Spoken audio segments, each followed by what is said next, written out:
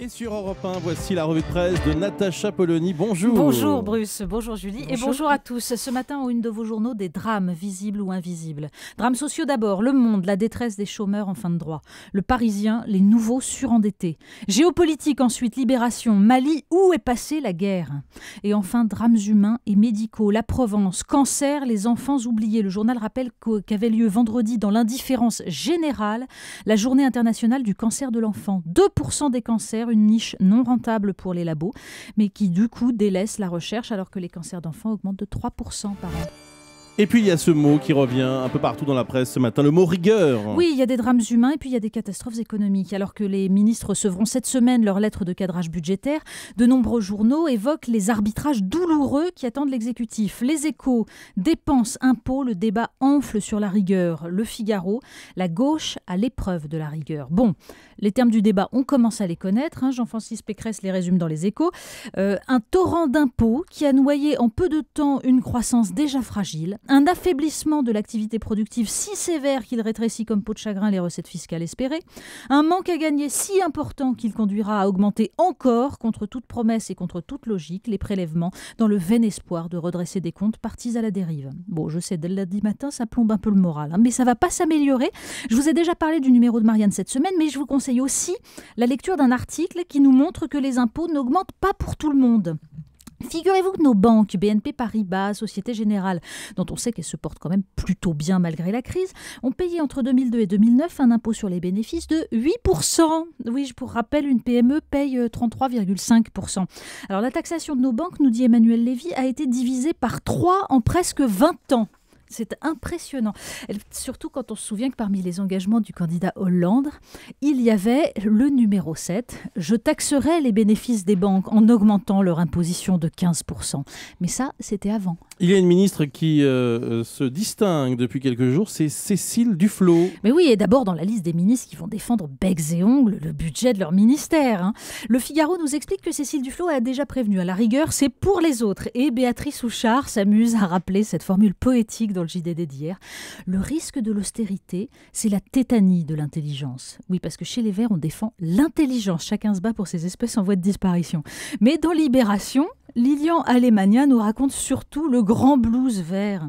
Une ministre de l'écologie inaudible, des socialistes dédaigneux et 2 ministres verts dont le maintien justifie tous les renoncements. Mais alors rassurons-nous, il y a des sujets essentiels sur lesquels les écolos voient des avancées majeures. C'est du lourd, le photovoltaïque et l'éolien. Puis un peu le gaz de schiste, mais en fait c'est pas sûr. Bon, comme disait Georges Marchais, le bilan est globalement positif. Pascal Canfin, l'autre ministre vert, appelle ça la phase rationnelle du couple. En cas de divorce, on sait d'avance qui va garder les enfants. Alors justement, tiens, à propos de divorce, on parle beaucoup de ce père qui est perché sur une grue à Nantes depuis 3 jours maintenant. Oui, c'est la une de nombreux journaux ce matin. Ouest France, par exemple, droit des pères, le coup d'éclat fait réagir. Certains éditorialistes ont choisi leur camp. Yann Marek, dans le Midi Libre, dénonce des décisions de justice insupportables, pensions alimentaires ou compensatoires délirantes, éloignement déstructurant de l'enfant. Mais tous font remarquer à quel point il est consternant de devoir en arriver là. 2 ministres d'un seul coup, s'indigne Éric Dussart dans La Voix du Nord, parce qu'un type est monté en haut d'une grue alors que tant d'autres hurlent dans le vide depuis si longtemps. Pour des gens qui se moquaient de Nicolas Sarkozy quand il légiférait à chaque fait divers, c'est curieux. Et puis, il est question dans Libération de fact-checking. Vous savez, c'est la vérification des faits. C'est le vrai faux de l'info sur Europe 1 tous les jours à 8h10. Voilà, mais alors là, il faut prévenir Laurent Guimier. Il y a un ordinateur qui veut lui piquer son boulot. Libération nous apprend que le Washington Post tente de mettre au point un logiciel détectant les bobards dans les discours politiques. Du genre, et ça c'est l'attaque de l'article de Libération, j'ai renégocié le traité budgétaire européen. Et là, gros signal rouge sur le visage de François Hollande. Bon, alors pour l'instant, c'est pas encore au point. L'ordinateur doit apprendre à décrypter le langage, à contourner les allusions et surtout, il doit intégrer une très grande quantité de faits établis. Mais c'est là qu'on s'interroge. Les politiques mentent sur les chiffres et Laurent Guimier, par exemple, est là.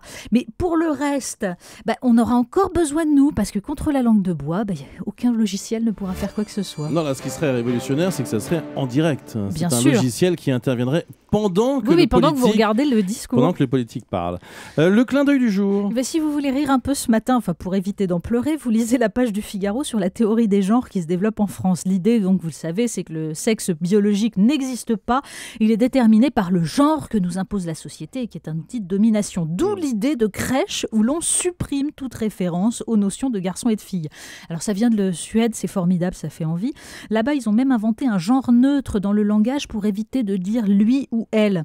Et mieux, il y a des parents scandalisés par ces odieuses normes sexuées qui ont décidé de ne pas révéler le sexe de leur enfant.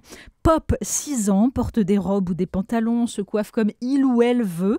Alors à l'adolescence, on sent que ça va être simple à gérer la confrontation au réel. Mais pour les divorces, en revanche, c'est vrai que ça pourrait peut-être simplifier les décisions de justice. Merci Natacha Polony. Dans un instant, Nicolas Canteloup sur Europe 1. Europe 1, 8h42.